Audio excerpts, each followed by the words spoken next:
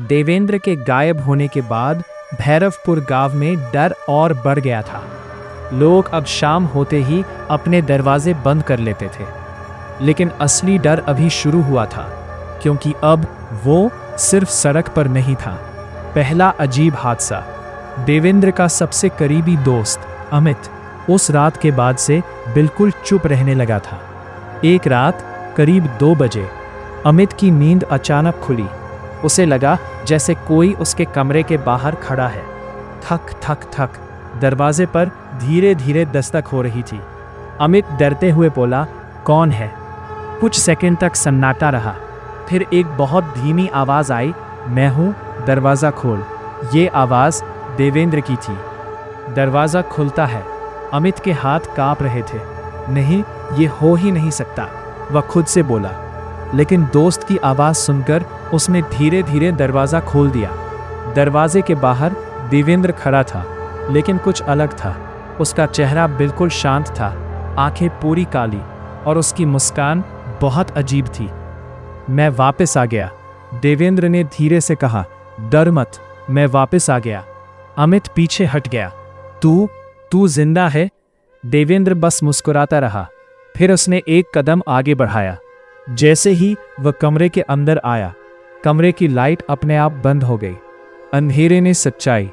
पूरा कमरा अंधेरे में डूब गया। अमित कुछ देख नहीं पा रहा था, लेकिन उसे महसूस हुआ कोई उसके बहुत करीब खड़ा है। उसकी सांसें उसके कान के पास आ रही थी।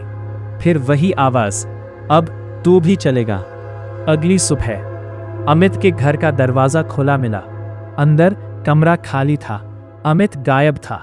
बस दीवार पर एक अजीब सा निशान था, जैसे किसी ने जलती हुई उंगलियों से लिखा हो। 2 डर का फैलना। अब गांव में अफवाह फैल गई। देवेंद्र मर नहीं गया, वो कुछ और बन चुका है, और अब वो अकेला नहीं है। तीसरी रात, तीसरे दिन गांव के एक और लड़के सूरज ने रात में अपने घर के बाहर किसी को खड़े देखा। वह खिड़की से झांक रहा था। बाहर 2 परछाइयां खड़ी थी, एक देवेंद्र और दूसरी अमित। दोनों की आंखें काली और दोनों एक साथ बोले, दरवाज़ा खोल। डरावना सच अब ये साफ हो गया था। जो भी उस सड़क पर जाता है वो मरता नहीं, वो वापस आता है, लेकिन इंसान बनकर नहीं। गांव का फैसला। गांव के बुजुर्गों ने फैसला किया, इस काली सड़क को हमेशा के लिए बंद कर दिया जाएगा।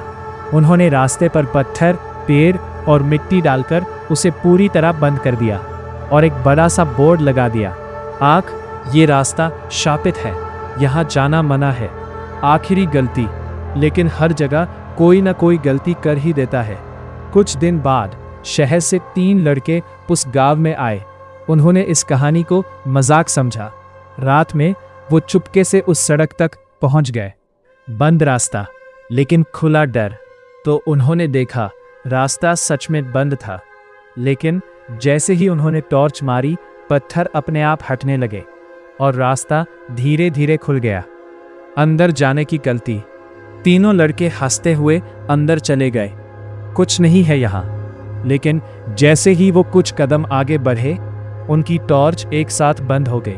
कई परछाइयां अंधेरे में। उन्हें कई लोगों के खड़े होने का एहसास हुआ। धीरे धीरे आंखें दिखने लगीं, काली आंखें। 1, 2, 3, बहुत सारी। पूरा झुंड। अब वहां सिर्फ एक भूत नहीं था, बल्कि पूरी भीड़ थी।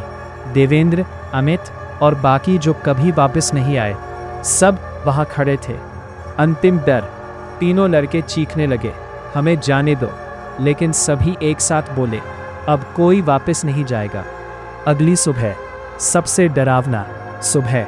गांव वालों ने देखा वो रास्ता फिर से बंद था, लेकिन इस बार उस बोर्ड पर लिखा था, अब हम यहाँ नहीं, तुम्हारे गांव में है। अंत या शायद शुरुआत। उस दिन के बाद गांव में रात को अलग अलग घरों के बाहर दस्तक सुनाई देने लगी, और हर बार आवाज़ आती, दरवाज़ा खोल। इस कहानी का पार्ट 2 भी चाहिए तो कमेंट करके बताएं, बहुत जल्द लेकर आऊँगा। चैनल को सब्सक्राइब कर लें, बहुत जल्द आप तक वीडियो पहुँचेगी। तब तक के लिए अलविदा।